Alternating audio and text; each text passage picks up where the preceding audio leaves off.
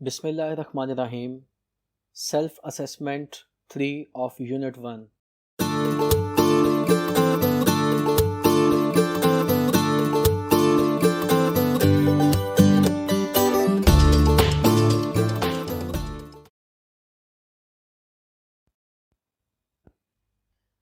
बिस्मिल्लाहिर्रहमानिर्रहीम। Self assessment 3 of Unit 1। Question number 1 में कहता है, what does posting mean, what purpose does it serve.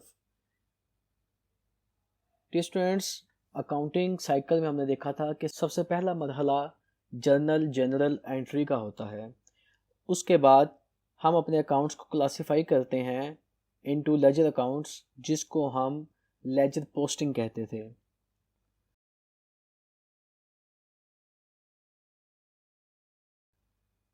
So once a transaction is recorded as a journal entry, it should be posted to its respective account in the general ledger.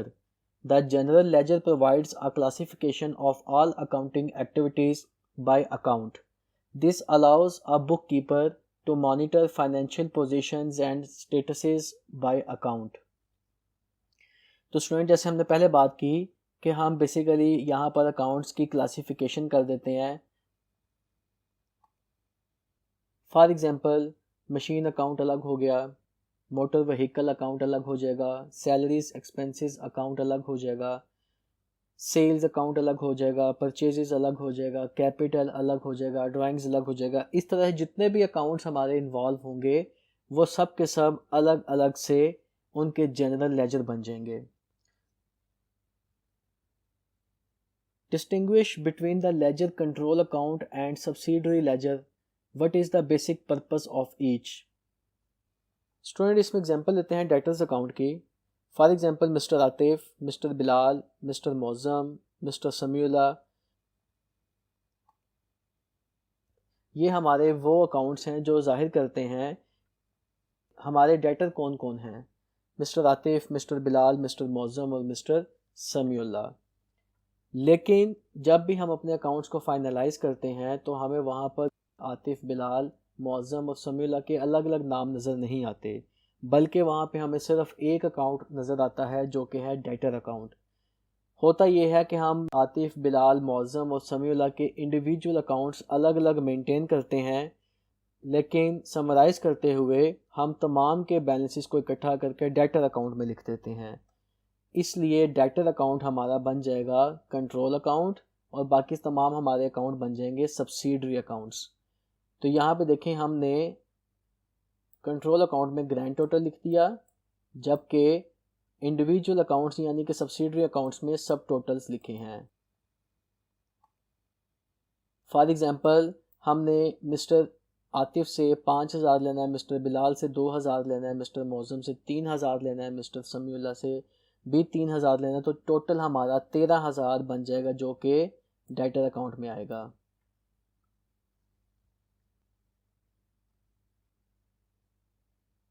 Question number 3, classify the following accounts as real account और nominal. Students, हम पहले बात कर चुके हैं कि real account ऐसे account होते हैं जिनके बैलेंसेस अगले साल ट्रांसफ़र होते हैं और इसमें एसेट्स, लाइबिलिटीज़ और कैपिटल अकाउंट शामिल हैं।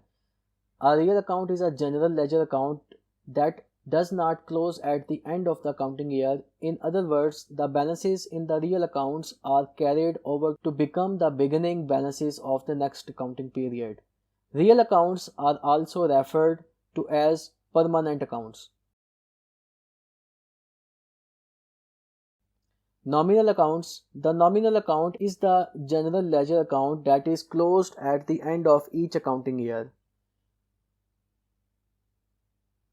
तो अब हम आइडेंटिफाई करते हैं कि अकाउंट रिसीवेबल ऐसे अकाउंट होते हैं जिनसे हमने पैसे लेने हैं और साल के ख़त्म होने पर ये अकाउंट हमारे ख़त्म नहीं होते, बल्कि 31 तारीख को हमने जितने पैसे लोगों से लेने थे, अगले साल 1 तारीख को, 1 जनवरी को वही पैसे हमारे लेने वाले ही होंगे, लेकिन ओपनिंग बैलेंस के साथ। फॉर एग्ज़ाम्पल, 31 दिसंबर को हमने 3 लाख रुपए लेने थे, तो 31 दिसंबर को ये पैसे ख़त्म नहीं हो जाएंगे, बल्कि यही पैसे अगले साल 1 जनवरी को ट्रांसफ़र हो जाएंगे और 1 जनवरी को भी हमने लोगों से 3 लाख ही लेना होगा। तो ये हमारा रियल अकाउंट है। Prepaid insurance. प्रीपेड इंश्योरेंस वो इंश्योरेंस होती है जो हम किसी भी पीरियड के शुरू में करते हैं। डियर स्टूडेंट्स, इंश्योरेंस इसलिए करवाई जाती है कि खुदा न खास्ता नुकसान की सूरत में इंश्योरेंस कंपनी क्लेम देगी। तो इंश्योरेंस हमेशा शुरू में करवाई जाती है, बाद में नहीं। तो जब आप शुरू में इंश्योरेंस करवाते हैं, फॉर एग्जांपल 1 साल के इंश्योरेंस के पैसे आपने दे दिए, तो अभी टाइम पीरियड ख़त्म नहीं हुआ, अभी टाइम पीरियड चल रहा है। आपने इस इंश्योरेंस के टाइम पीरियड को यूटिलाइज नहीं किया, इसीलिए ये प्रीपेड इंश्योरेंस आपका एसेट होगा और इसका बैलेंस अगले साल ट्रांसफ़र हो जाएगा।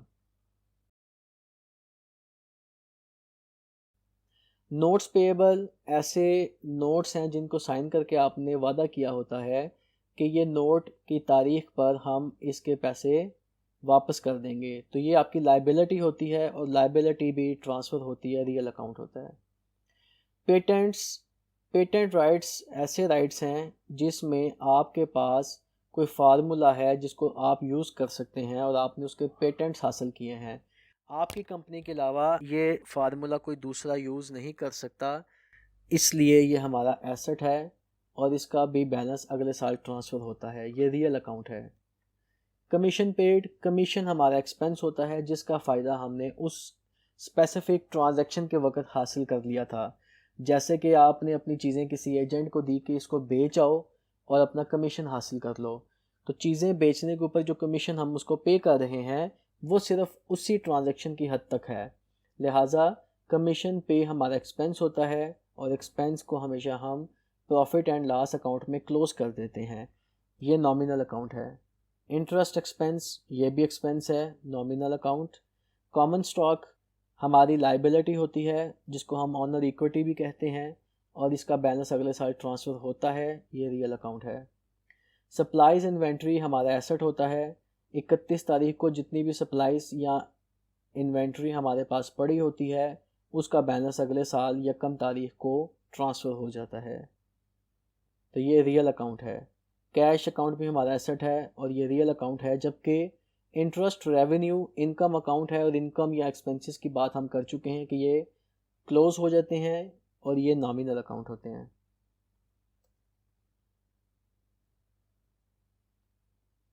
नेक्स्ट क्वेश्चन नंबर 4 हम अगली वीडियो में देखेंगे। Please stay with us.